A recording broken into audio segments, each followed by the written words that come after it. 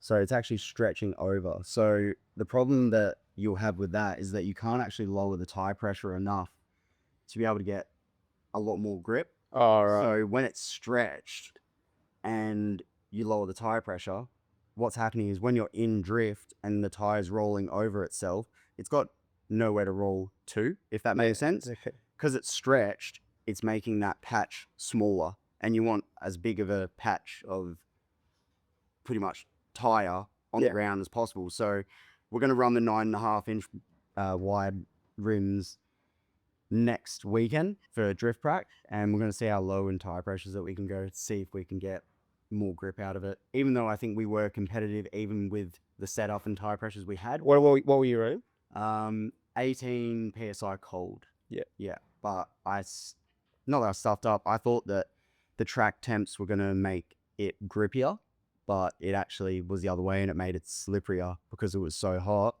And I went from 18 cold to 24 cold, and I think that's why in my battles not that I didn't do well, but I could have definitely done better having the same consistent tire pressure. Yeah. So definitely something to think about next round and stuff like that.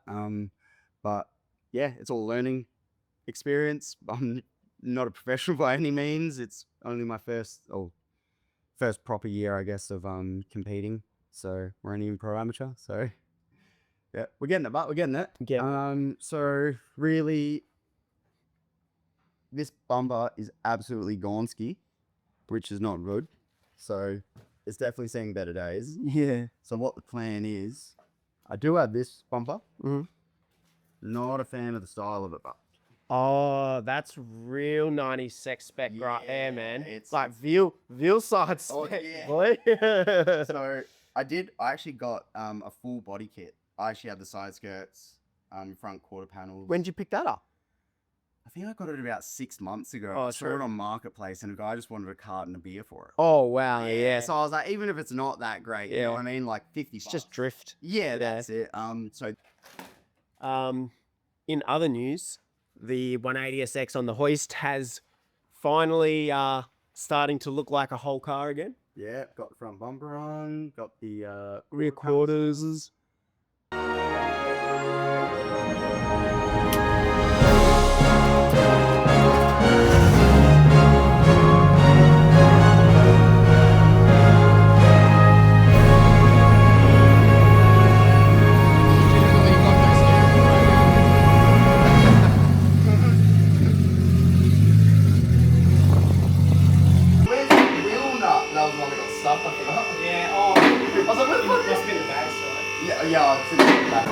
No, it can't. What was that? Oh, just the shed roof. That's right. It's probably this bumper. No. Oh, no, it was scratched Again. again. Super bad, but look at that. Oh, wow. That's well, that's this, eh? Yeah. Keeps coming loose. Yeah. Nothing.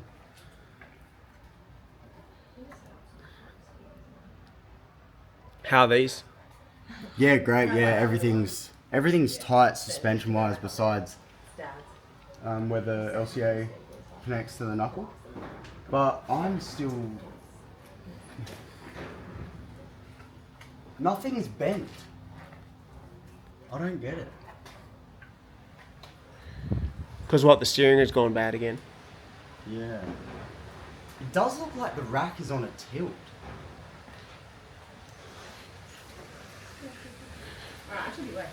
I'll have a look. What do you reckon? Does it look like it's like going down that way? I don't know. I don't think so. A little bit, maybe. Is the handbrake on? Or is the handbrake off? No, handbrake. It doesn't have it. It's just the it doesn't have hydro. handbrake. Yeah, it doesn't Yeah, lock. true. Check the wheel bearings. Remember they were loose as No, tight. that's good. Tight. Yeah, nice. So yeah, just pretty much. Do you need a torch? Probably easier. This is so it's got an S14 D-Max style power steering rack, and it's got solid. If you come over here, you'll be able to see the solid bushings. Oh. And that is a conversion kit from R32 to S14 for these solid bushings, so it fits in correctly. And then it's got rack spaces just in there, just to hold it a bit tighter and more rigid. But visually, everything is tight. Yeah, it looks good. Yeah. The only thing is just a little bit of oil leaking from the gearbox. So we're going to do the rear seal on that. I originally did take it out and then bought another one, but it wasn't the correct one. Oh, so you put the old one back in? Good. But yeah, it worked. It's still... it holds oil. Yeah. I don't know how much oil was left in it. But, that would definitely be something that we have to change. Yeah. That's pretty much it for underneath the car. There's nothing really else that I can think of right now that we'd want to check. We'll just tighten this while we're here. Yeah, we'll tighten that, yeah. I think it might actually, maybe I was just tightening it wrong. I think you actually need to tighten the top and the bottom, not just hold one side and tighten it, if that makes sense. Yeah, right. So, that just loosened it.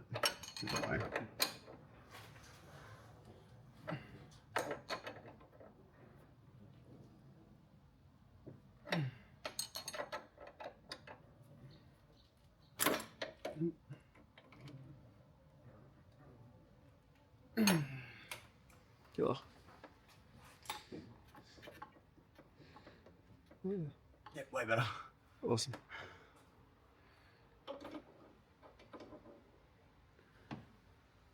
Oh, I didn't mean to do that. I was meant to tighten it. I just wanted to feel how loose it was. Oh yeah, you can see the power steering leak. Look enough in there.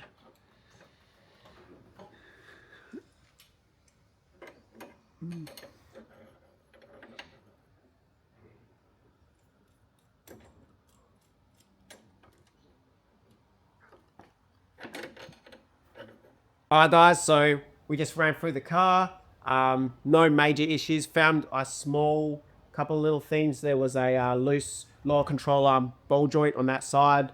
The back end of the gearbox to tail shaft seals leaking a little bit of oil, but we're going to fix that up. It's not a super urgent job, so it's not going to happen today, but we're going to get to that. Little power steering leak, which is, again, it's not a massive issue. Wheel bearings were all sweet. Well, all suspension components were tight, apart from the one that obviously was just stated then. Really, that was it. That was it. There wasn't much else.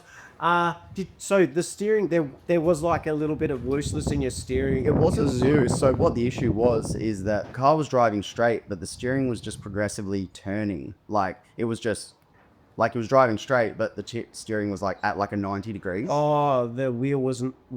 Yeah, sorry, the wheel. Yeah, in the cab. Yeah, so it was very confusing when I was drifting because this actual center wasn't centered. Yeah, you know what I mean. Yeah. Whereas before it was, and you've done nothing, and now it's not. Yes, and nothing's loose. Yeah. So we're so confused on what it could have been, but.